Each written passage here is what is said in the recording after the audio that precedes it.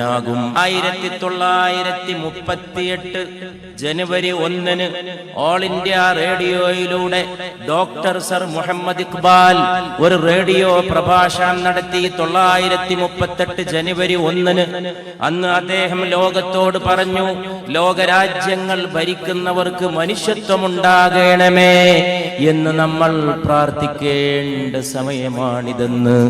938 കഴിഞ്ഞ് വർഷങ്ങൾ ഒരുപാട് കടന്നുപോയി, നൂറ്റാണ്ടിന്റെ പകുതിയോളം കടന്നുപോയി.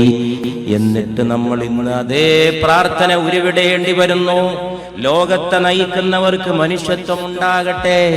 തോക്കിൻ കുഴലിൽ നിന്ന്, ബോംബിന്റെ പാതകങ്ങളിൽ നിന്ന്, ഓമന മക്കളുടെ നെഞ്ചകം പിളർത്തുന്ന കൊടും കാടത്തങ്ങളിൽ നിന്ന് മനുഷ്യ സമുദായത്തിനൊരു മോചനം, മാനവരാശിക്കൊരു മോചനം. അതിന് മാനവിക മൂല്യങ്ങളെ, നൈതിക മൂല്യങ്ങളെ സ്ഥാപിക്കണം.